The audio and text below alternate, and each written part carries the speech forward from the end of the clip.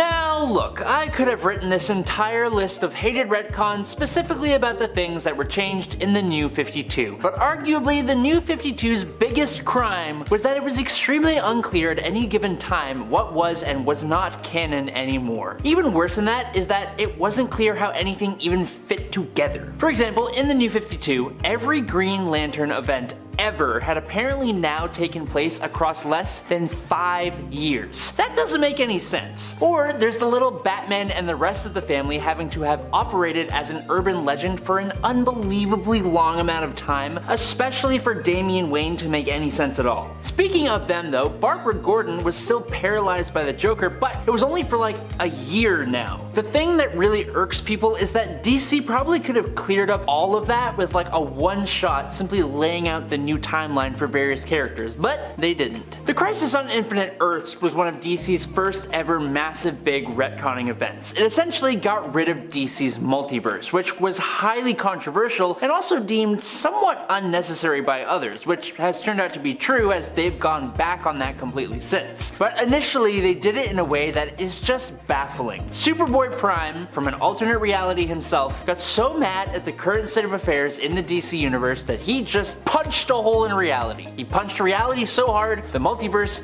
came back. That's it. That's the point. Thank you. You're welcome. Now again in the New 52 era, one of the biggest changes made to the Justice League was that Martian Manhunter was not a founding member of the team, a place that he held for years. Instead, now his spot was taken by Cyborg, who was now created thanks to a mother box. This had a ripple effect of changing the important place that Cyborg held in the Teen Titans, meaning it was erased completely. I personally liked the change just a little bit, because I've always felt that Cyborg has been a little underappreciated, so to make him a founding member of the Justice League felt like a huge step up for his character, who is one of my favorites, but at the same time, Martian Manhunter is also one of my favorites. It's just that his status as a newly arrived alien from Mars made it make more sense that Cyborg, who has lived a relatively normal human life on Earth, should be the one of the original defenders of the planet. It may be a weak argument, and I know that many people weren't too happy with the changes at all to both the JLA and the Titans, but let me know your thoughts down below. But Wonder Woman was actually done dirty in an incredibly similar way as Martian Manhunter was, only for her, this happened much earlier, all the way back in the Crisis on Infinite Earths. Like the Martian Manhunter, Wonder Woman lost her original spot as a founding member of the Justice League thanks to the Crisis. Following that event, Wonder Woman's history was changed so that her first appearance in continuity occurred with her reintroduction in 1987. This meant that all of her history, particularly with the Justice League, was basically now null and void. The solution was to instead put Black Canary in her place. Now, look, I like Black Canary, she's cool and all, but she's no Wonder Woman, man. This decision was incredibly unpopular, and so Wonder Woman got her position back eventually. But that ultimately also tied into the history of Wonder Woman, which itself is just a big ol' mess full of retcons. But instead of talking about that, I want to touch on a retcon that changed the Amazons themselves. Brian Azzarello's Wonder Woman is largely liked and supported by fans, but there is one thing it did which kind of made the Amazons seem like monsters. Basically, this story adds that every 3 decades, the Amazons will actually go outside of Themyscira and will raid ships and basically sleep with the sailors in order to make more Amazons. It shows them doing this, but at the end of their little excursion, they wipe out all the men they had slept with and throw them overboard. And any male children they create end up being sold off to other nations and factions of people. The original story of the Amazons is basically established as a means of female empowerment, but this new origin is basically going 180 on that idea by making them into monsters and pretty much savages. What is really weak about this retcon is that it has a massive plot hole in it, and that is that Wonder Woman has no idea of this evil backstory at all. It's a cool concept, but one that ultimately goes nowhere in the story, and it just makes the Amazons seem kinda evil. Superman's origin story has been retold countless times. Kal-El's parents sent him to Earth as his homeworld, Krypton, was destroyed. Now the exact details of how it was destroyed have morphed and reshaped over the many years since, but historically the destruction of Krypton has been largely a natural disaster. Then came along Brian Michael Bendis and the introduction of Rogal Zar. Essentially, Rogal Zar was an alien humanoid monster who was now responsible for the destruction of Superman's home world. But he was also a creation of Superman's own father, Jor-El. As you can imagine, that little tidbit did not land well with pretty much anyone, and it also came across as super unnecessary. Sure, it gave a face to the destruction of a home that Superman probably doesn't even remember, and it even gave a familial connection between the monster and Superman, but it also makes Jor-El responsible for the destruction of himself, his wife, and his planet. I don't like it. On many other lists like this, I have talked about the origin of Hawkman, but mainly how it's so overly convoluted because of the sheer amount of retcons done to the character, making it hard to follow exactly what his origin and story is. One of those origins involved an Elseworld story known as Hawkworld. Hawkworld became so popular, what was once a one-shot became a series and then eventually became actual canon. The consequences of that happening was that the entire legacy of Hawkman during the Silver Age was completely erased for that to work. I feel like DC does this a lot. There have been so many DC retcons that I've looked at where characters have entire chunks of their already established lore just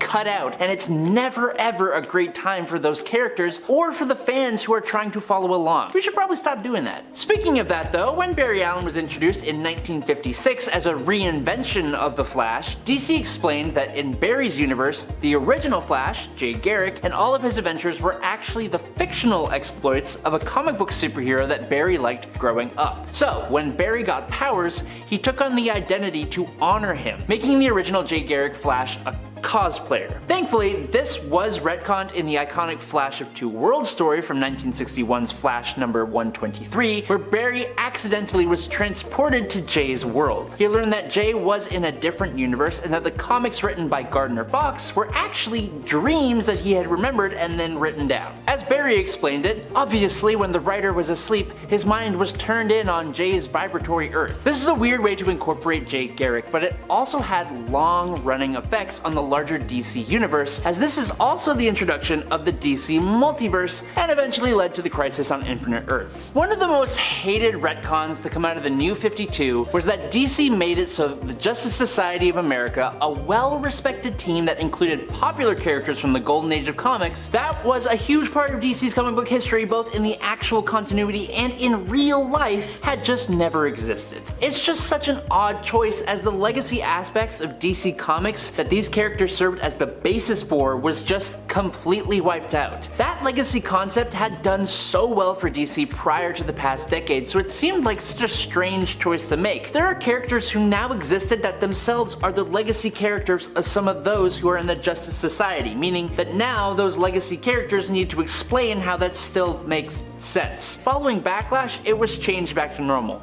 thankfully. And lastly, I want to talk about Brainiac. Post-Crisis, Brainiac was an alien scientist who possessed a psychic named Milton Fine. After a number of stories, Brainiac ditched Fine's body, and after his attempts at stealing new bodies are thwarted, he builds a robotic body for himself and calls himself Brainiac 2.5. Then, when trying to upgrade himself, Brainiac's future self, called Brainiac 13, travels back in time and possesses his present self. Even though Brainiac was eventually wiped out in the event comic Our Worlds at War, we still saw him return with no actual explanation, but this time he returned as a swarm of nanomachines, and in that storyline, Brainiac was reintroduced, and Supergirl explained that all the versions that we saw before were just probes sent by the real Brainiac. If it sounds like the previous versions of Brainiac being probes sent by the original makes no sense when one of them came from the future, it's because it doesn't make sense. And it's even more confusing because this Brainiac is based on his incarnation from the DC animated universe, who collects cities to gain knowledge from planets and then destroys those planets. The previous Brainiacs we saw were out to rule the universe, so that means that the real Brainiac sent out probes who had goals that were completely different than his actual goal.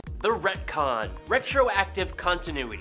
This is basically when a comic book company changes the history of a character or an event in order for it to make sense with whatever story they are now trying to tell, and DC Comics is quite notorious for their use of the retcon. For example, when Batman became the god of knowledge by sitting on the Mobius chair, he became able to find out the answer to any question he asked. One of the first things that he wanted to know was the true identity of his archenemy, the Joker. To his surprise, the chair informed him that the Joker was actually 3 different men. This was never really explored in main continuity, but in the Black Label story, The Three Jokers, we learn that the reason the Joker acts so different depending on the day is that Batman has been dealing with 3 different Jokers, known as the Clown, who was the Joker who took out Jason Todd, the Comedian, the Joker who shot and paralyzed Barbara Gordon, and the Criminal, who seems to be the Golden Age version of the character. The writer Jeff Johns stated that because it was so revolutionary, it would be out of canon with the option of bringing it into the main universe once fans inevitably loved it, comparing his story to Alan Moore's The Killing Joke, which went through a similar process. Now, some retcons are hard to believe, and others are both hard to believe and even harder to keep track of. For example, Hawkman, the whole character. His origins have changed many different times over the character's comic book existence. In his original 1940 origin, he is Egyptian royalty who has been reincarnated throughout time as a variety of different heroes before eventually becoming the archaeologist Carter Hall. When he was reintroduced in 1961, he was now an alien cop from the planet Thanagar named Qatar Hall, who comes to Earth and takes on the secret identity of archaeologist Carter Hall. Now, 2 years later, we learn that these 2 different versions are actually multiversal variants of each other, with the alien living on Earth 1 and the original being on Earth 2. Then, in 1986, the Crisis on Infinite Earths happens, and all the worlds are combined into one.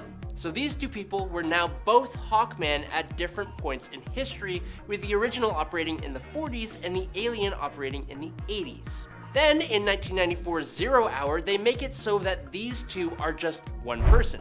Then, in 2011, the New 52 retcons Hawkman so that he is and always has been a space cop from Thanagar. Then, in 2017, it's explained that Carter Hall was actually a pharaoh who reincarnates because the knife that he was taken out with in Egypt was made of nth metal from a Thanagarian ship.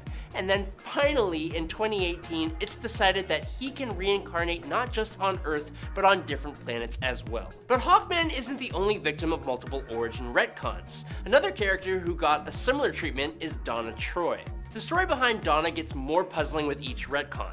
Donna has been an orphan found and raised on Themyscira as Diana's younger sister, and then she was changed to a creation from part of Wonder Woman's soul, and then she even became a young mirror image clone of Wonder Woman herself. In the pre-Flashpoint era, Donna got a new origin story that completely changed the previous one every couple of decades. It was so confusing that the new Teen Titans had a story arc called Who is Donna Troy from 1988 to 89 to try and clean everything up, but even the story to clean up the character was retconned. In the end, all these separate threads of Donna finally came together, and she was revealed to be an amalgamation of all the Donna Troys across the universe thanks to a spell, with all of her origin stories being memories of her other lives. Now, in one of DC Comics' first and largest moves, the publisher removed all of the parallel Earths that they created during the Bronze, Silver, and Golden Age of comics in the Crisis on Infinite Earths. This was controversial even at the time, as it was a huge move that was meant to streamline their continuity and bring everything into one Earth. Unfortunately, the whole move was pretty pointless because it didn't take DC long to go back on that idea and retcon it, but they did it in what was honestly an incredibly odd way. We're talking comic books here, so there is a large suspension of disbelief that needs to take place, but making Superboy Prime punch reality just seems on a whole other level. Being from an alternate reality himself, he got so mad at the current state of affairs in the DC universe that he punched a hole in reality, which created the multiverse again and started the incredibly complex history of DC continuity, which only recently was reverted so that literally everything is canon if you want it to be. Now, DC's Identity Crisis was a really engaging mystery story that paid great close attention to comic book history, but unfortunately, it is another one of DC's strange retconning events that changed quite a few things that left readers completely flabbergasted. From the super unnecessary use of Dr. Light's attack on Sue Dibney, which was an example of the way women were treated in comic book stories in order to motivate the male heroes, aka fridging, to the Justice League approved mind wipes that seemed kind of evil in the grand scheme of things, there were just some really interesting choices made here. Sure, wiping Dr. Light's mind and turning him into essentially an idiot for what he did maybe seemed darkly justified, but wiping Batman's mind as well? It caused Bruce Wayne to create the Brother MK1 satellite, which eventually became Brother Eye, and created the OMAX. Catwoman also suspected that her personality shift from villain to basically a hero might not have been her own choice, and it caused the villain community to band together over the fear of being mind-wiped, leading Lex Luthor to create the Society, and it even caused the falling apart of the Justice League. But one of the most hated retcons to come out of the New 52 was that DC made it so that the Justice Society of America, a well-respected team that included popular characters from the golden age of comics, that was a huge part of DC comic book history, both in the actual continuity and real life, had just never existed. It's just such an odd choice, as the legacy aspect of DC Comics that these characters served as the basis for was just completely wiped out. That legacy concept had done so well for DC prior to the past decade, so it seemed like a strange choice to make. DC made a few weird choices with regards to the retcons created during the New 52. Some were loved, some were not, but to fans, this one seemed straight up just rude. Just because Jay Garrick and Alan Scott are old news doesn't mean that they aren't as important, because they are. But moving on from that, when Jason Todd first showed up on the scene after the Robin mantle was abandoned by Dick Grayson, it was kind of downhill from the start. DC made Jason Todd's backstory almost identical to that of Grayson himself, with Jason being part of a circus that was attacked by Killer Croc, which resulted in the passing of his parents, and that is when Batman took him under his wing and trained him to be Robin. So already, this Robin seemed to be targeted by Batman for being exactly like his beloved Dick Grayson. In a retcon, he was made to be impulsive, reckless, and rageful, probably because his mentor wanted the old Robin back. Now, his backstory was reworked to make him a tough street kid whose parents succumbed to a life of crime and substances, but that's not the worst part. After his passing at the hands of the Joker and after his resurrection as the Red Hood, Jason revealed to his sidekick that the cause of his streak of white hair was because Batman had made the young Robin dye his hair from red to black in order to make him look more like Dick Grayson and to avoid anyone asking about this new Robin's identity. And sure, that makes some sense, but it makes Batman seem like an absolutely horrible Bat Dad. But going back to the New 52 era for this next point, one of the biggest changes made to the Justice League was that Martian Manhunter was now, in the New 52, not a founding member of the team, a place that the character had held onto for years. Instead, his spot was now taken by Cyborg, who was also now created thanks to a mother box. Now this had a ripple effect of changing the important place that Cyborg held in the Teen Titans as well, and by that, I mean it was erased completely.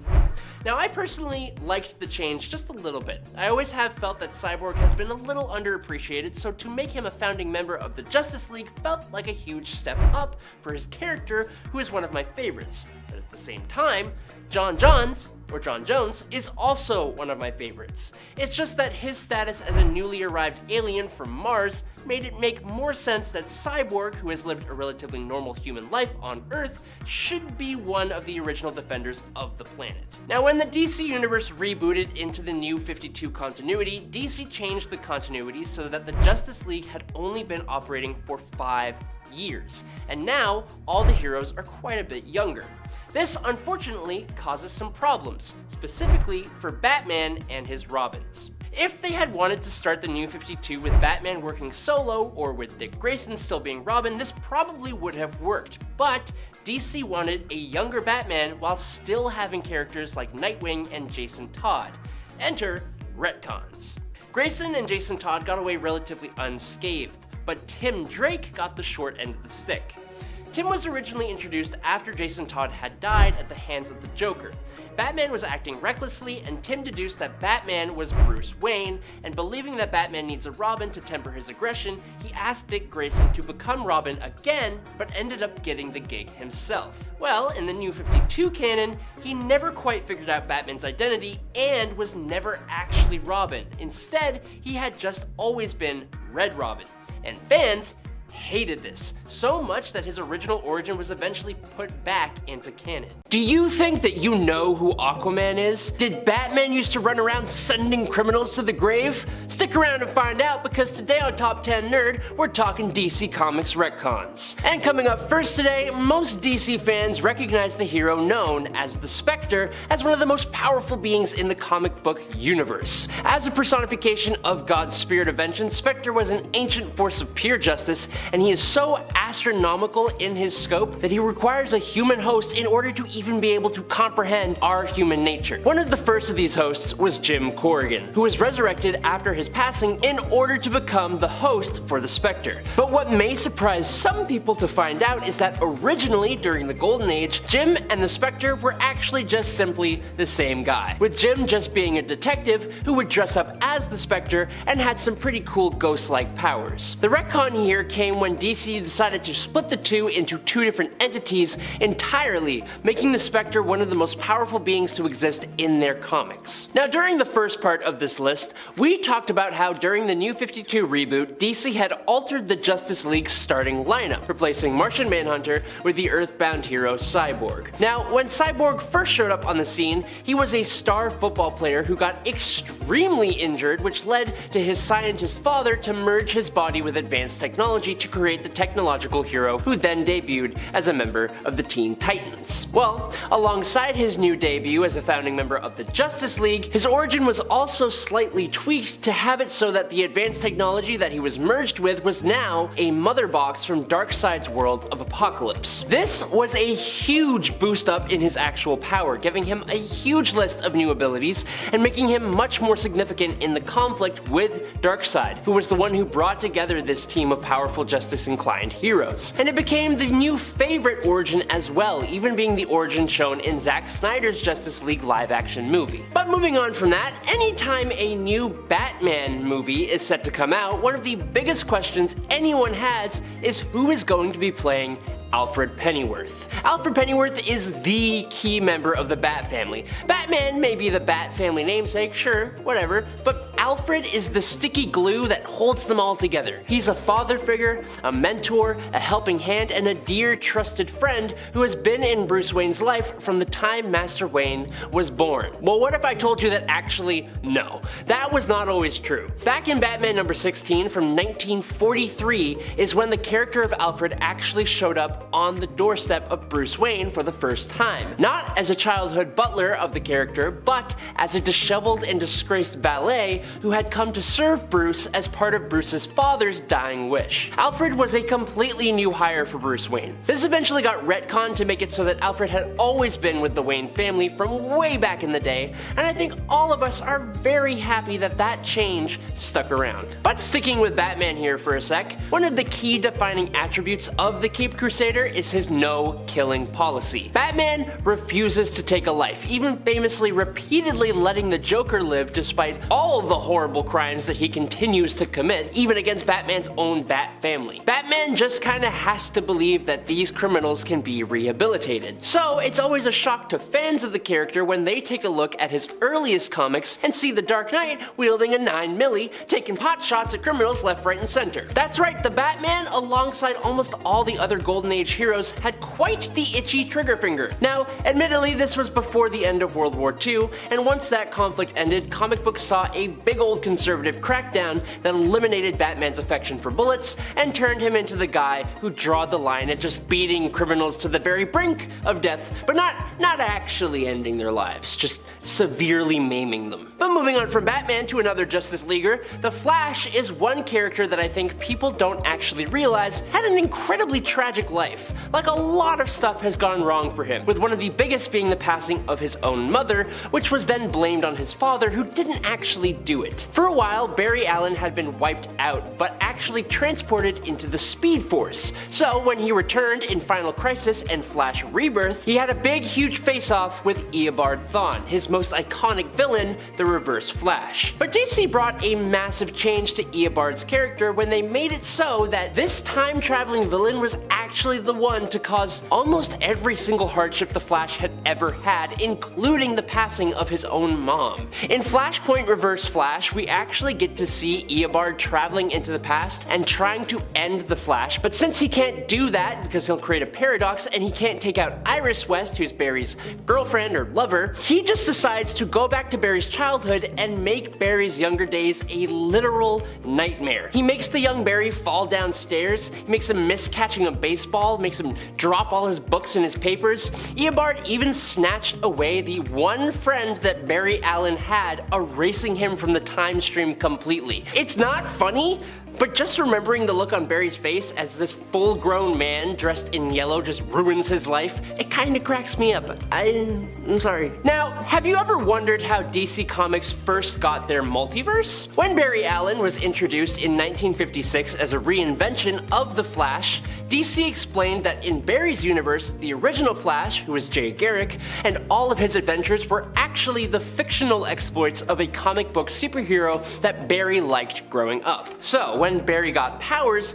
he took on the identity of that hero to honor him. This was eventually retconned in the iconic Flash of Two Worlds story from 1961's Flash number 123, where Barry accidentally found himself transported to Jay Garrick's world. He learned that Jay was in a different universe entirely called Earth 2, and that the comics written by Gardner Fox were actually dreams that Fox had remembered and written down. As Barry explained it, quote, "Obviously when the writer was asleep, his mind was tuned in on Jay's vibratory Earth," which is a weird sentence. Now this was a super weird way to incorporate Jay Garrick back into the real world, but it also had long-running effects on the larger DC universe because this is also the first introduction of the DC Multiverse in order to explain all the Golden Age heroes and how they existed at the same time as all the new heroes. But then they created a whole other problem, which is why we got the Crisis on Infinite Earths in order to clear everything up, which it didn't even do. I don't want to get into that though, so we're gonna move on. Now this one is one that I'm not sure if everyone knows about.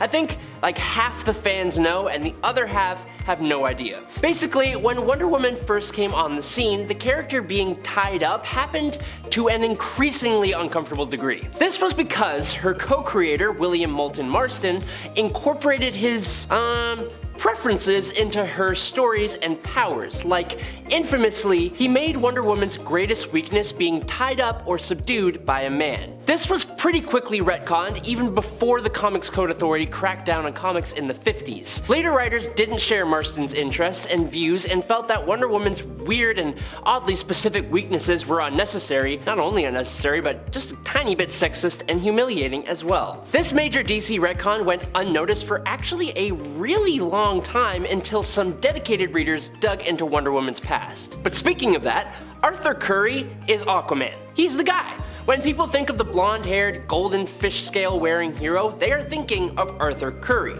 Or are they? Ooh. Arthur Curry is DC's official Aquaman. That part isn't wrong, but when you look at the Golden Age Aquaman, that is actually not Arthur Curry. That version of the character, who looks basically the exact same, with all the same powers, is actually just some unnamed water-based hero who actually kind of despises us regular Earth humans and fought against the Axis powers during World War II. DC had only introduced Arthur during the Silver Age of comics, and he became accepted as just the guy who had always been Aquaman. As he got more and more popular, DC just kind of quietly swept Golden Age Aquaman under the rug and pretended that they were the same person the whole time. It's actually kind of hilarious because the only reason no one realized was because, I mean, it's Aquaman. No one cared. Now when it comes to the Green Lanterns, John Stewart is pretty universally known as the serious, disciplined one, and that is mainly to do with the fact that he is a retired US Marine. But despite his current gruff, serious, hard reputation, a lot of people forget that when John Stewart first came on the scene,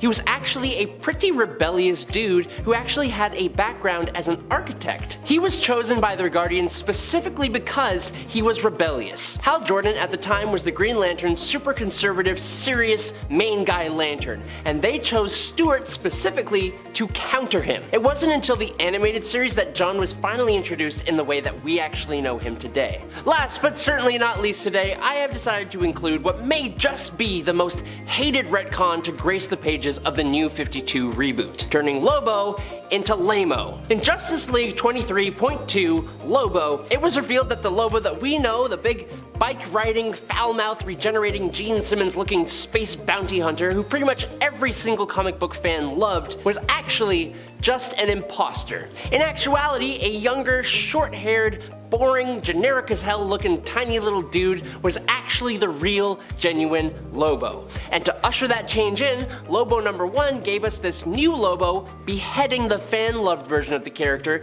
and deactivating his healing factor. Needless to say, no one liked this version of Lobo, and if you did, I don't believe you and you're just saying that to be difficult. Thankfully, the original version of the character was restored to greatness and we can just forget this ever happened. Please. Get ready to smash that reset button because it's time to talk about questionable and downright bad DC retcons. With the continuity constantly being reset, there are many to choose from, sadly. This retcon is about Damian Wayne and his origin. Although I like Damian Wayne, I do dislike the way he was written into existence, especially when we had a perfectly good explanation for him before the retconned origin or his birth, or really straight up creation, really is what it was. Before Damian Wayne's origin was explored officially in the comic book continuity, Batman and Talia had actually already conceived a child together. One that was kind of intended to be Damian, but you know. At least that's what was implied in this story, Batman, son of the demon. In this story, Talia and Bruce come together because they kind of love one another and even are considered married when this happens. Their passion results in Talia conceiving a child who is hinted to have been given up for adoption at the end of the story, without Bruce seemingly knowing of this child's existence. However, this story, after being written by Mike W. Barr, was at the time not considered to be canon. I believe, but I'm not 100% sure, that DC had decided against it being canon after the fact. I'm not 100% sure on that though, so feel free to correct me if I'm wrong there. Later though, in 2006, they had a change of heart and they actually wanted to see it modernized and incorporated into the main canon. And I thought, great, that sounds awesome. And Grant Morrison, who was writing Batman at the time, was tasked with this. I like Grant Morrison. However, while Damian was initially the natural-born product of love in the original story, given up by Talia, possibly in the hopes that her child would have a better life, perhaps, I don't really know. In the 2006 version, Talia forces herself on Bruce and Damian is a test tube baby that she keeps in secret from Batman, only to drop young Damian on Batman's doorstep 8 years later after he was born. Yeah, a very different take on that story. A lot darker and a lot more like, what? I don't know what's worse for this retcon. Cassandra Cain being evil or the retcon explaining how she was only evil because Deathstroke had brainwashed her using a substance that was only triggered by self-doubt he had helped to build inside her, thereby turning her evil. Say what? This all went down during, you guessed it, the New 52, where Cassandra's Batgirl book disappeared and in its place we got an evil Cassandra Cain who popped up in Robin. The retcon of this retcon, which honestly is also pretty awful in its own right, even though it's trying to undo something that's also really terrible, was from Titans. In case you want to go back and relive any of this magic. Oh, New 52, New 52. You know, to be honest, this one isn't all New 52's fault. I've always found Black Canary's origins to be a bit confusing, because she is either Dinah the Black Canary, daughter of Dinah, Black Canary, or she is Dinah, who killed a demon and was abandoned by her parents at a young age as her origin was randomly changed during the New 52 continuity, only to be once again changed to a combination of these two origins. Canary, you're making me want to cry. I have honestly mixed feelings about this next one, but I know it's a controversial retcon in comic book history, which is why I'm including it here. We're talking about the explanation for Hal Jordan's unhinged villainous turn as being explained by him being possessed by a fear entity, Parallax. The reason a lot of folks dislike this one is because they feel it actually takes away from the very real turmoil Hal was dealing with at the time, and undermines the trauma his character experiences. It also gives Hal a scapegoat for everything he does while under Parallax's evil influence. Which, you know, I feel like you kinda need, but at the same time, would it be more interesting if it was just Hal and then he had to deal with all that stuff? Maybe. Another retcon that bothers me in terms of the way it was done is this next one, Jason Todd coming back to life. Now here's the thing, I like Jason Todd, I don't mind him returning from the dead and coming back and being Red Hood, all of that actually is pretty cool to me. But what I do mind is the idea of Jason coming back to life only really because Superboy Prime punched him back into existence. What am I talking about? Well, Superboy Prime was trapped in a prison constructed out of basically the Source Wall. The Source Wall in DC Comics, for those that don't know, is basically like the fabric of the universe and reality. It's physical and tangible, but also it's all of reality, so just try to figure that out in your mind. That's what it is. And while Superboy Prime was locked away in this prison, he decided to punch it in a rage. His punch was so powerful that he caused a ripple effect, with his punch extending across reality and altering things across time. One of these things making it so Jason Todd never really died, apparently. Well, he did die. He died for 6 months, but then he miraculously woke up in his coffin thanks to this punch. What a weird excuse for strange retcons DC wanted to make. If you've heard me talk about New 52 on this channel, you know I have a lot of feelings about it. I got a lot of complicated feelings. And specifically, one of the characters I feel mixed up about is Wonder Woman. Not just her either during the New 52 era and how she was depicted, which is honestly less of an issue to me, I think, but more how the Amazons were depicted and how Wonder Woman's origin was changed. That I feel feelings about. There are so many retcons that I have from the world of Batman that make me frustrated, and this is another one of them. It pertains to two beloved Batman characters. Spoiler, who for a time was also Robin, Stephanie Brown, and Batman's friend and ally, Dr. Leslie Tompkins. During War Games, Stephanie Brown ends up getting captured by Black Mask and ultimately is tormented by him before later dying from injuries caused by that torment and an interrogation session. Initially, Batman blames himself for this, having fired her as his Robin and also not getting her to medical care in time. But later in the follow-up story, Leslie is revealed to be the villain in that regard, with it being revealed that she allowed Stephanie to die to teach Batman a lesson about running around irresponsibly with kid sidekicks. I'm sorry, what? And it gets worse. Later still, it would be revealed that Leslie actually hadn't done this, but had swapped out Stephanie with a similar looking cadaver and faked Stephanie's death, instead to teach Batman just teach him a lesson. I don't know what's worse, but neither of these is a good look for Leslie. And also, it really messed with just Stephanie as well. When John Kent first came into the comics, we got to have some quality time with him as an infant and a kid and see him grow up, and it was super cute. It was super cool getting to see Superman and Lois as parents. During this time, he got to know Batman's also relatively new to the comics son, Damian Wayne, and while initially these two didn't get along, they actually became really good friends over time. When they started getting to know each other, they were around the same age, but this changed when John went off to space. During this time, John would age up because space travel, and when he returned to Earth, he'd be a teenager while Damian was still just a kid, putting a wedge between their previously established close bond, as now they were at different places in their lives. While they used to have a stronger connection, they are still friends, but both are at very different points, like I said, in their lives, so there's not a lot for them to relate to. With this retcon, gone were the short-lived days of Super Sons, unfortunately. And I don't know if we'll ever get them back. Although a lot of people have been talking online about how are we gonna reverse that. I don't think we're gonna reverse that, but I like the optimism. Ick, ick, ick. That's all I have to say about this next retcon. It's so gross. Ugh. For a long time, it was one of the reasons I couldn't bring myself to appreciate Dick Grayson as Nightwing or as Robin. This story ruined his character for me, and it honestly took a while before I was ready to forgive him. I can't even comprehend how Babs ever was feeling. That's right, we're talking about the flashback during a stroll down memory lane where it was established in a Nightwing annual that Nightwing had cheated on his then fiancée, Starfire, with Barbara Gordon, after he'd gotten back from some space adventures. What's worse, he had actually come to check on Babs, but also to invite her to his and Starfire's wedding when they accidentally fell into bed together. Yikes. So you may have figured this out already at this point in this video, or if you know me, Amanda, you may have already figured it out a long time ago. When it comes to my thoughts on continuity resets, you may be thinking it's strange that while Amanda has talked about some of the changes made in New 52, she hasn't talked about the massive retcon as a whole. Well, my friends, I've been saving that sweet little nugget just for you. Ew, I can't believe I just said that. I'm sorry. Sweet little nugget. Anyways, yes, if you know me, you know one of my biggest complaints in regards to DC versus Marvel, let's say, is that I find the continuity at DC to be, at best, challenging to navigate. At worst, a complete freaking mess.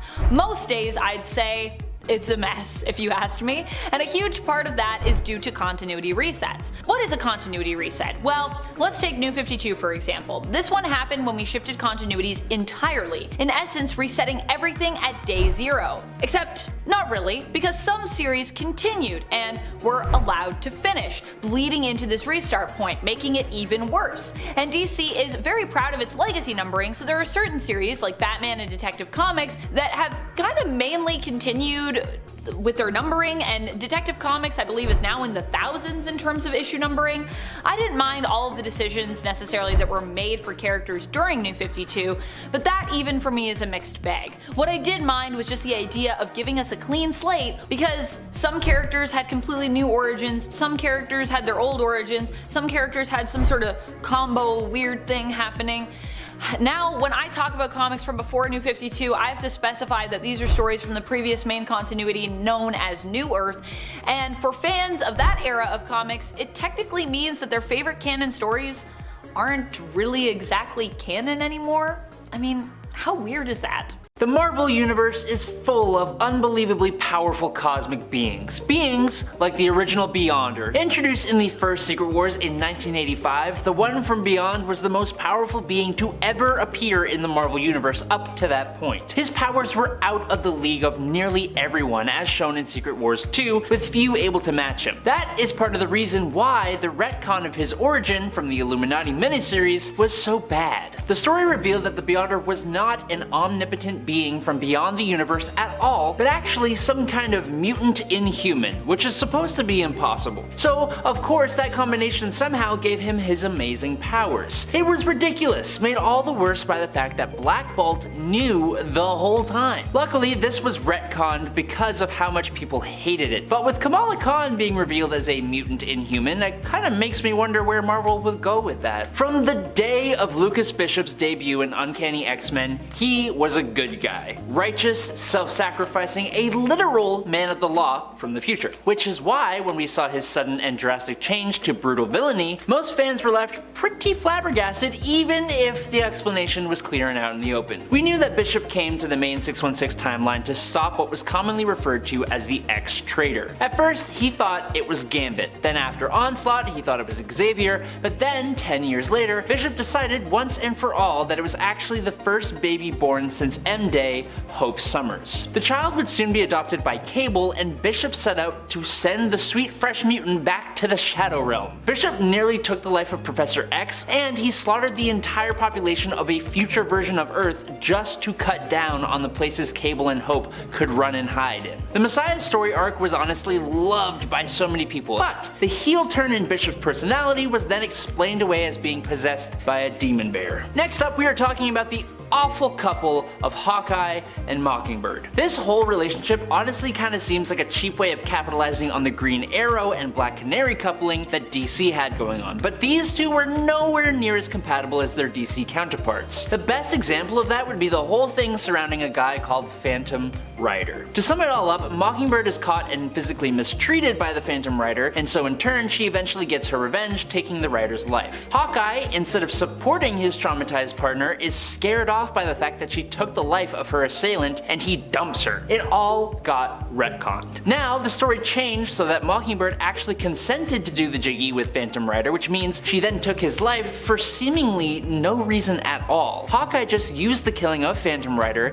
as the excuse to break up with her, when the real reason was because she had cheated. Sentry Fallen's Son is a comic that depicts the funeral for the Sentry after he was taken down by Thor during the Siege event. A whole bunch of superheroes are at his funeral. They're all giving their thoughts and prayers, saying nice things about the Sentry. Thor even goes and dances with Sentry's mom, which was super cute. And then we have Rogue. Rogue tries to say her piece at the funeral, and she talks about how she went for a long time without being able to touch somebody except for the Sentry, who was the only person who could hug her. And then she gets really overwhelmed and runs off crying. Then, in a little under the breath moment between Johnny Storm and Cyclops, it's basically implied that Rogue and Sentry had, you know, the they did the thing. It's just super random and super unnecessary and kind of in bad taste, and it's just super out of place. While Jean Grey coming back after the Dark Phoenix saga was one of the greatest X-Men moments of all time, it was still just a little bit convoluted. Basically, it all kicks off when out in space the X-Men were bombarded with cosmic radiation. Jean Grey towed the line between life and death but managed to return alive by making a sort of pact with the Phoenix Force. Unfortunately, it also eventually led to the Dark Phoenix saga, which told the story of the fall of Jean Grey to Dark Phoenix. After events with the Shi'ar and the X-Men, Jean sacrificed herself in order to save the universe from the Dark Phoenix she had become. Years later, in Fantastic Four number 286, it was revealed that Jean Grey had somehow been alive this entire time, and the being that actually went through the Phoenix and Dark Phoenix sagas was just the Phoenix Force itself that took on the form of Jean Grey. This brought the fan favorite character back to life, but devalued the whole Phoenix and Dark Phoenix sagas for fans and made people hate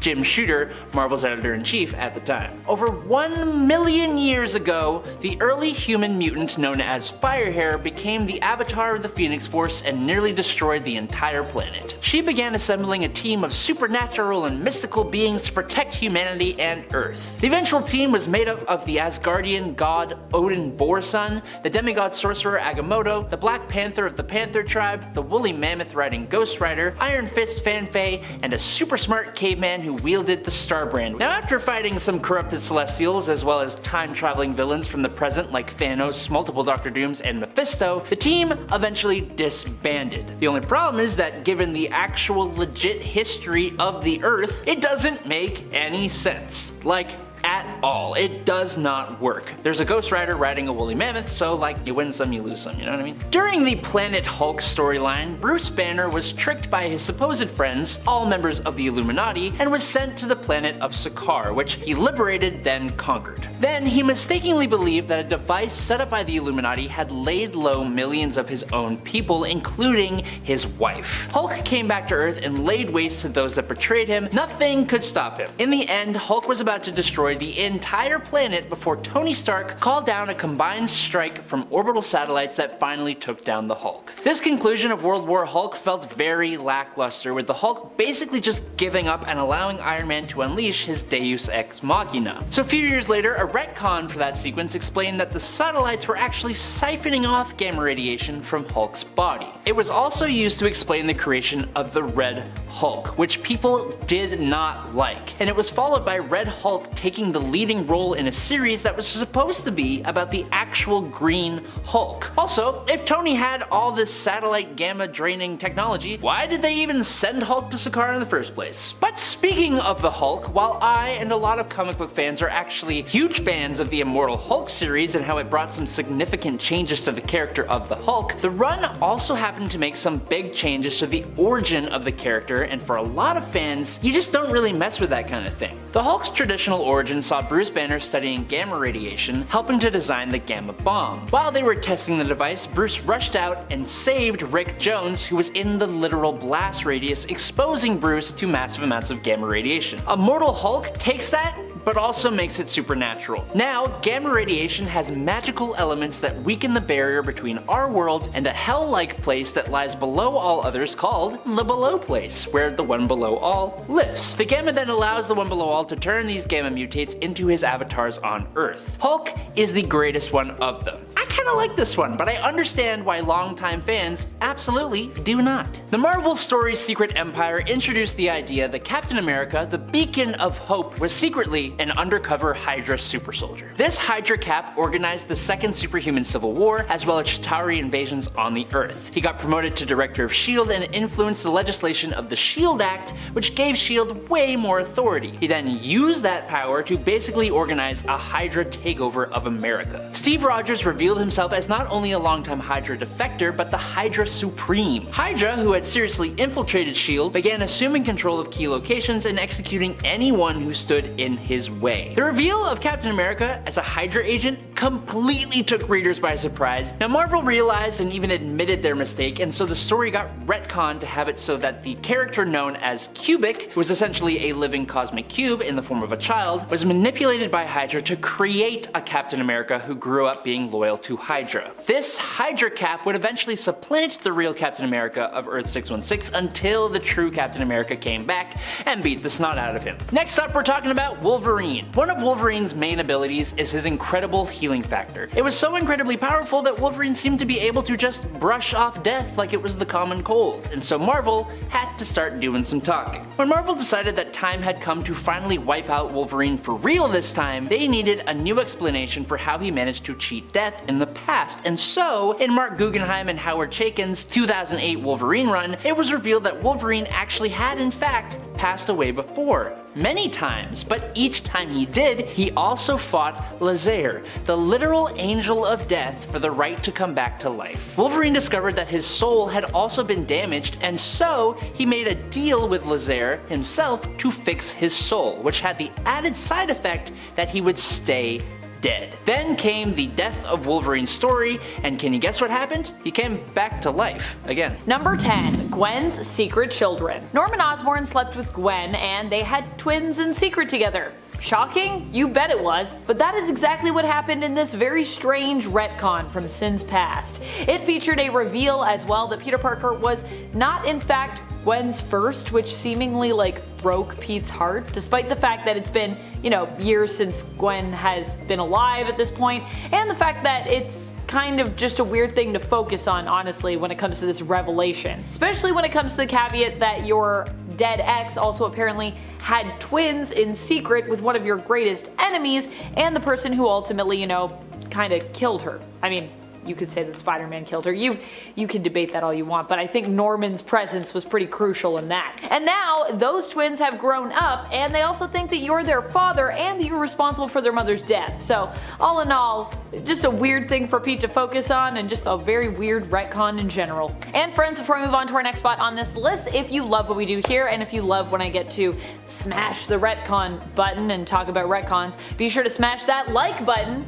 to let us know you like it. Number 9. Kindred's Revelation. As weird as the previous retcon from Sin's past was, the good news is it's been retconned out of existence. Haha! This all happened during the end of Nick Spencer's run on The Amazing Spider-Man on ASM. In ASM issue number 73, which I honestly just collected because of this, it's explained to Norman by his son Harry, or I guess his son's vengeful kind of new demonic form, that Harry teamed up with Mendel Stromm and Mysterio when he was still alive to create an extremely convincing illusion, making it seem as though Norman had slept with Gwen when he actually hadn't. Gabriel and Sarah Stacy were actually not anyone's children, but simply test tube clones created based off of Norman and Gwen's combined genes. Kind of a weird retcon, but also kind of a great one. Number 8. Black Widow's Origins. Black Widow used to be a ballerina. Or at least she used to be. Initially, Black Widow's origins was that she was a ballerina who married the Russian super soldier superhero Red Guardian,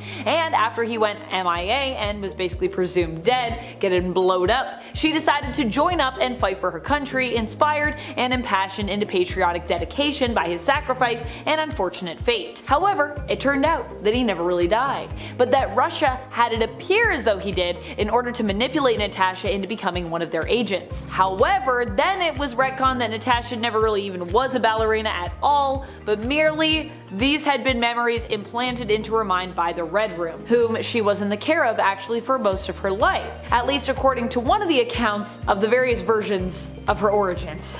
It's also been implied that she was not actually inspired to join up with the USSR following the supposed death of her husband, but instead was blackmailed into doing so. Basically, her origin is one that we seem to constantly revisit and tweak, so it's kinda hard to keep up with. To be honest, I kinda wish she had actually just got to be a real former ballerina turned spy, because that just sounds like a cool origin story to me, but hey, implanted memories. Number 7. Aranya's powers. Aranya is Anya Corazon. For those who are unfamiliar with her character, she is another Spider-Man-like superhero from Earth 616. Despite sharing some connection to the world of Spider-totems and Spider-like abilities, Anya was actually a pretty unique character in the sense that her power origins were more steeped in mysticism and magic. She was given her powers and her heroic calling after saving Miguel Lagar, a sorcerer from the Spider Society. She didn't get a radioactive spider bite, she got a magical spider tattoo.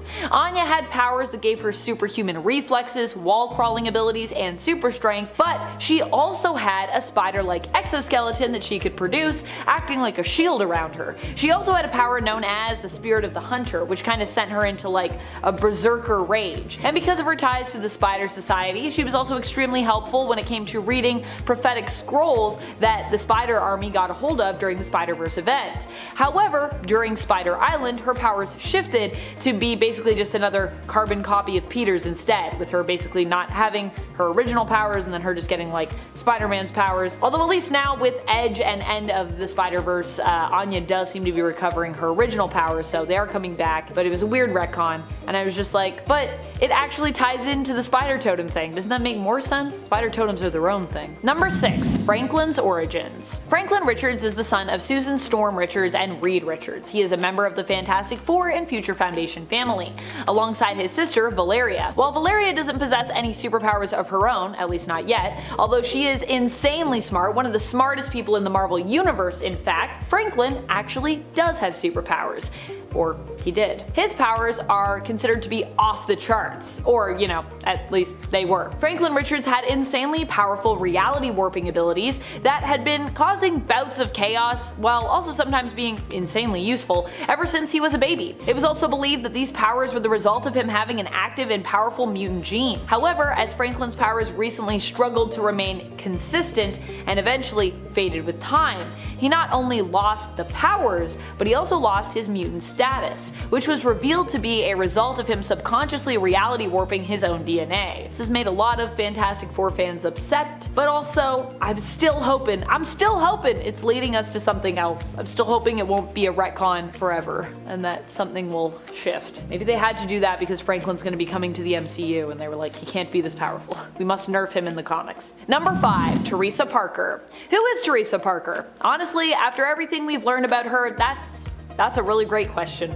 but one that isn't easy to answer. Initially, Teresa appeared in a non-canonical story, but ended up later being brought into the 616 continuity. There she was introduced as the possible mystery daughter of Mary and Richard Parker. Her birth being kept secret after the death of her potential parents, Teresa would be adopted and later would end up as a member of the CIA. As an adult, even she was unsure of her true parentage. It is implied, however, that she was the secret daughter of Mary and Richard, which would make her Peter's estranged sister. Eventually, her and Peter meet and even team up, but after we seemingly have somewhat confirmed her status as a Parker, although even that origin was still pretty shaky, it was later re-retconned that indeed she might not be. Chameleon attempted to manipulate Teresa, offering her alternative origins and even at one point suggesting that she may have come from the Chameleon Academy and be one of their own sleeper agents. Regardless though, Teresa addressed all the confusion of her origins by simply stating that regardless of her natural born parentage, she would always consider herself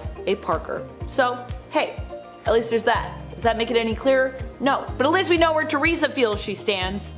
I think that's important. Number 4. Spider-totems. I explain them a lot on this channel whenever we talk about them because honestly, they're kind of weird and most people are like, what's that? What's a spider-totem? To be fair, I do personally love what they have done as a concept for the Spider-Verse, basically bringing together like all the alternate versions of Spider-Man. So there's that, and I think that is a good part of them. So, okay, what are spider-totems? Where did they come from? Why? Why? Well, spider-totems are basically characters who are attached to the great web of life and destiny, who themselves are imbued with fated, spider-like powers thanks to their connection to, in essence, kinda like spider gods, who each represent a different archetype. With the concept of spider-totems, Spider-Man and other related characters with spider-like abilities went from being heroes as the result of a freak, radioactive, accidental spider bite, or some other, freak occurrence, to becoming heroes of destiny and fate. Some people like it, some people don't. But it is a thing that exists, and we must acknowledge. Number 3. Mr. Sinister's obsession. This has to be one of the weirdest retcons around. although I'm gonna be honest, I do kinda like this one. Mr. Sinister has always been known for being obsessed with the Summers family, especially Scott. This is seemingly because from a genetic standpoint, Scott Summers and his brothers have the most potential, with Sinister often believing that Scott's genes are actually the key to unlocking the most powerful mutant of all time. Typically, Sinister is a shipper of Scott and Jean together, and even went so far as to create a clone of Jean named Madeline Pryor to ship Scott with after Jean was believed to have died following the Dark Phoenix saga. I do not know where Mr. Sinister stands on the whole Emma Scott ship, however. In Sinister's own origin story as Nathaniel Essex, we later learn that this obsession with Jean and Scott together started before he was even Mr. Sinister really, with him meeting them when they traveled back to the past during a mission given to them by Clan Ascani. So basically, Sinister's obsession with Cyclops is kind of like a time paradox, because he met them as Nathaniel Essex before he met them as Mr. Sinister, but meeting them in their future, his past, made him obsessed with them in his future, their past. Number 2. Silk and Spider-Man. This is a really weird one, but thank goodness we've moved past it at this point, and even Dan Slott has admitted remorse for this weird plot point that was added into Silk's origins, as well as some other initial elements of her character that played into racial stereotypes. He has openly stated that if he even could go back in time, knowing what he knows now and hearing what he's heard from readers, he would have written things a lot differently. Honestly, a refreshing take to hear from a writer when it comes to a weird retcon that was not positively received. Silk is Cindy Moon. She was bitten by the same radioactive spider as Peter and also received spider-like abilities. Due to her and Peter sharing the connection of the same spider, which gave them their powers, she and Peter, for some pheromonal reason, had an uncontrollable desire for and attraction to one another. And I really do mean uncontrollable here. All in all, it was a weird thing that was pretty icky, to be honest, but fortunately we moved past that, and the connection no longer makes either spider-based superhero act like a horn dog around the other, so yay. Progress. Number 1. Scarlet Witch and Quicksilver's origins. Well, if you know me, you knew that we were going to talk about this because I must talk about it at every opportunity. Scarlet Witch and Quicksilver have had a tumultuous origins, to say the least. Initially, they were the children of Maria and Django Maximoff, who became indebted to Magneto as young mutants after their lives were saved from an angry mob. Quicksilver's mutant powers allowed him to move and think at super speed, and Scarlet Witch's powerful but unpredictable mutant powers allowed her to hex her enemies, and sometimes honestly her allies, even warping reality at times to do so. They were initially portrayed as kinda bad luck powers in the comics, but would evolve to become more seemingly magical, being referred to as chaos magic, and also becoming powerful enough to allow her to warp the reality of an entire universe. We learn eventually that the Maximoff twins were not truly the children of the Maximoffs, but were simply adopted by the couple. They were the secret twins of Magda, Magneto's wife, making them, yes, Magneto's children. This would create a tense and interesting relationship between the three, with their family ties shaping much of their personality, complexes, and history throughout the years, and adding a lot of depth to Magneto's character. However, Marvel wanted to bring these two into the MCU. At the time, this was complicated, as Wanda and Pietro were mutants, which put them in a weird contested limbo, with Fox claiming rights to them due to them owning X-Men rights at the time, and Marvel claiming rights to them for film projects due to their frequent attachment to the Avengers, and you know, they've never really been X-Men, so yeah. In order to make it so that Marvel could easily use the twins without it being contested in the MCU, they decided to detach them even further from mutant kind by retconning their origins during the events of Axis, with her alignment accidentally magically reversed as a result of a spell she herself had helped to cast. Wanda used blood magic to torment her own relatives, Quicksilver and Magneto, who were basically trying to talk her down at the time. While this worked on Pietro, it did not work on Eric, proving that he was not really their father. The High Evolutionary provided further clarification in regards to this retcon, with it being explained that the Maximoffs were actually their real parents, with the High Evolutionary merely disguising them as mutants after abducting them and experimenting on them while they were young, which also granted them their powers. Later, Quicksilver would be implied to also possibly be an Inhuman, and Scarlet Witch's powers would be firmly cemented as straight up magic strengthened by her own Romani bloodline and heritage. So nothing mutant about either of them, apparently. So House of M, Avengers vs. X-Men, there's a lot of things that now don't quite make sense. At best, best, retcons can fix inconsistencies and bad storytelling in comics. At worst, retcons can create inconsistencies and lead to bad storytelling in comics. Unfortunately, these are some of those. As many of you probably know, Marvel seems to love doing this thing where they make you believe a character is a mutant for a very long time and then one day just randomly establish that they aren't and that they never were. Almost every time this happens, people hate it. Wolverine's Lupine era is another great example. Wolverine has been around forever and has been a mutant basically for as long as we've had him. That all changed in 2007 around issue 50 of Wolverine Volume 3. Well, for a little while there, Wolverine was a lupine, a human descended from wolves. Wolverine was told this by ancient evil Romulus and didn't take it well. I guess the good news is neither did fans. This retcon was received so poorly, Marvel did a double retcon to essentially fix it. In the later comic Wolverine Volume 2 number 312, Romulus' sister Remus ends up literally telling Wolverine that everything her brother said wasn't true and the lupine species was not actually real. Well, that takes care of that, I guess. Next up, chaos magic. What is it, and was it ever real? After we learned that Wanda was tied to Chthon, over time the magic she used was also tied to him and her connection to the demonic powerhouse as a god. As the god of chaos, one of the titles that Chthon claims to have, this magic type became known as chaos magic. But there was also the issue of Wanda's initial origin. Wanda was first introduced as the Scarlet Witch back in X-Men, where she was teamed up with the Brotherhood of Evil Mutants. She was an evil mutant who had an unpredictable hex-based power set, often bringing bad luck to her opponents whenever she used her abilities, though not as in control of them as we now know her to be.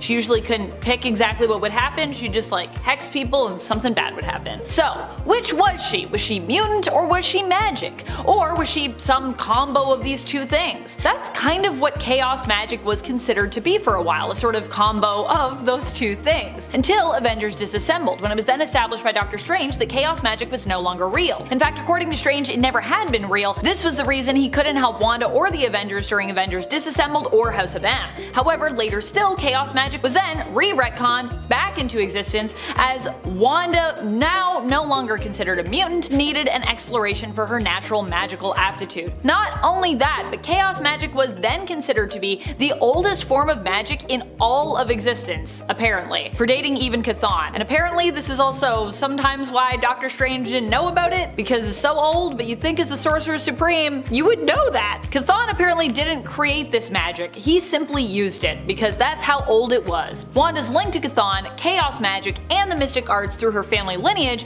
were used to explain her innate power, especially because she's not a mutant, so whatever. Poor Zorn was a victim of identity theft, but then not actually. Turns out he was the one committing identity fraud? We see Zorn for the first time in New X-Men Annual 2001 as Zorn, but it was all revealed at the end. Zorn was actually a vengeful Magneto using the Zorn identity to get closer to the X-Men. Turns out it was actually Zorn pretending to be Magneto, pretending to be Zorn, and Zorn was being controlled by someone named Sublime to foster mutant hatred in the world. So that's fun. At the end of the final battle, Zorn dies but then comes back because his essence was still connected to Sublime. Eventually though, he did disappear and his twin brother came to take over his place in the X-Men. He had all Zorn's powers and even had a mask like his. Marvel editors just really liked the character of Zorn and wanted him around permanently, whereas Marvel in general wanted Magneto back. It worked out well for everyone, well, except the storyline that Zorn originated in. Throughout it, there were hints everywhere that Zorn was actually Magneto, as that was always the intention. I guess they just mean nothing now. Speaking of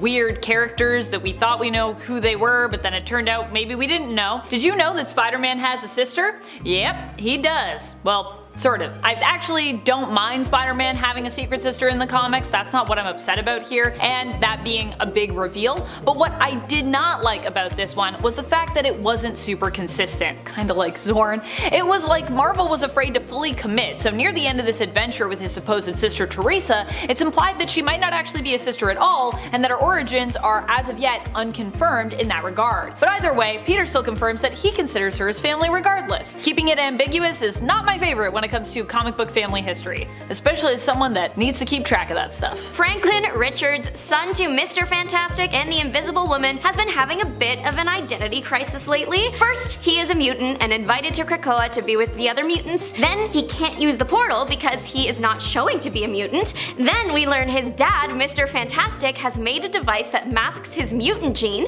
so eventually Franklin does end up on the island and he is a mutant again. But then, much later, after a big battle, he tries to come back, but he can't because he's not a mutant. It's hard enough to keep up with as a reader. Imagine that being your teenage years. Franklin is, or was, considered one of the strongest mutants ever, but if he uses his powers too much, it gets drained. Well, he did that, and his dad was trying to figure out what was wrong. When the X-Men extended Franklin's invite to the island, the Fantastics were thrilled and they thought Franklin was too young to be leaving his family. There's a big fight in Washington Square between the Fantastic Four and X-Men over this kid, and it ends up being for nothing because he's not actually a mutant after all. Apparently, Franklin's powers were so strong that he unknowingly used them to make himself appear as a mutant, but when his powers are drained, he can't do that anymore, revealing his true nature. All that family and coworker drama and heartache for nothing. This has to be one of the weirdest retcons here. There are a lot of weird ones in relation to House of M that happen in retrospect and which would have changed the perspective entirely of this event, but this one really gives almost all of them a run for their money. Well, it's a tie between this one and one other one on our list, but I'm gonna talk about that one later. This one went down in Children's Crusade, where Billy finds his spiritual mother Wanda in Latveria, where Scarlet Witch claims that she is head over heels in love with Dr. Doom, and is even betrothed to marry him. What? Another interesting point Billy learns is that Wanda seems to be suffering from amnesia here.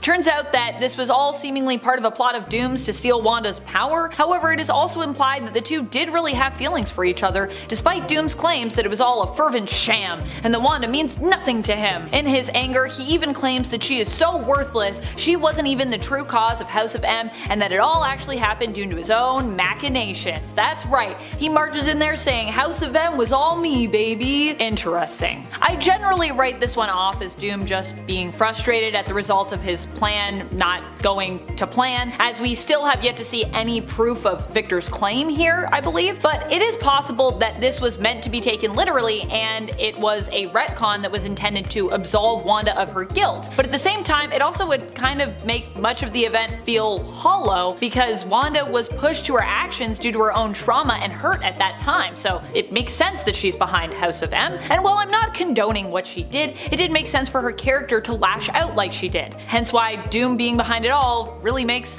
no sense. No matter which universe you look at, Iron Man is suffering. That's just the way of the worlds. In 2012's Iron Man 17, Tony gets some pretty serious news. Turns out he was adopted, and he already has enough daddy issues, but the revelation that has caused him to reevaluate his bond with his father, it didn't go over well. Maybe Howard wasn't the best dad to Tony because he secretly resented him for not being his biological son. The Starks' biological son was Arno, and he wasn't doing so well, so the Starks turned to Alien 451. The alien helped get Arno to term, but modified him in the process to wield the universe's most powerful suit of armor. That sounds familiar. The baby was born, but Howard had done some modifying of his own that made the baby's health decline. Who knows what would happen if 451 found out what Howard did, so the Starks needed a cover. Enter Tony. This is so sad. Tony was literally being adopted in a family not to be loved, but to be a decoy that is forced to live up to unattainable standards for his entire life. Eventually, Tony met 451 and tried and failed to pilot the armor. When he got back down to Earth, the ever-curious Tony looked into why he couldn't do it and found a tape in which Howard explained everything.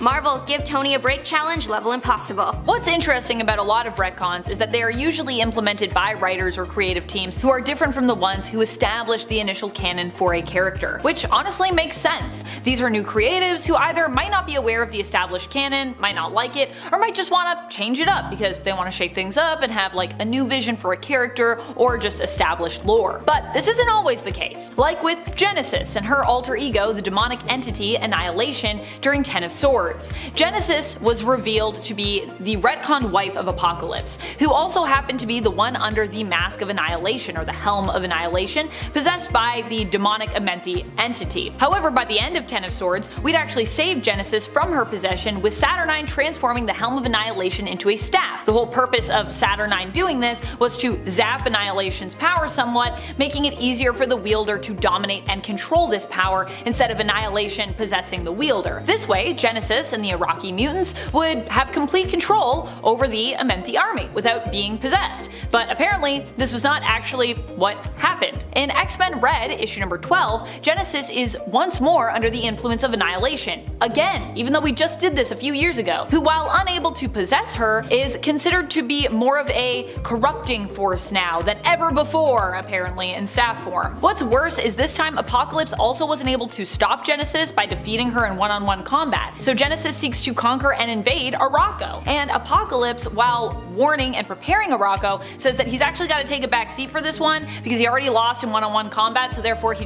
can't fight again. Apparently that's the thing he does now. We are back with my favorite, Tony Stark. It's time for his villain era, literally. Turns out for a while there in the 90s, Tony was under the control of Kang the Conqueror. This all comes to light in Avengers The Crossing. We don't actually know how long Tony has been under someone's control, but he's been deteriorating the lives of the Avengers for a while, causing financial instability and even going so far as offing people close to his teammates. It's definitely not a look we want to see for the Avenger. When he gets discovered by the other Avengers, there is of course a battle, but Iron Man is hard to beat. What do the Avengers do? They travel back in time and they get another Tony. Teenage Tony inspires evil Tony to become good again, and evil Tony sacrifices himself to save the day, becoming a hero again. This retcon already messed with Tony's character, but now it means that Tony is just really young for a while, until it's eventually, thankfully fixed when all the Avengers died and then were revived by someone we have already seen, Mr. Franklin Richards. But specifically the version of him that Franklin knew best, meaning older Tony, but he's a good guy again. Most fans dislike this retcon for what it did to Iron Man, but it was also just confusing. Later on, Kang even confirmed that he was just trying to create confusion.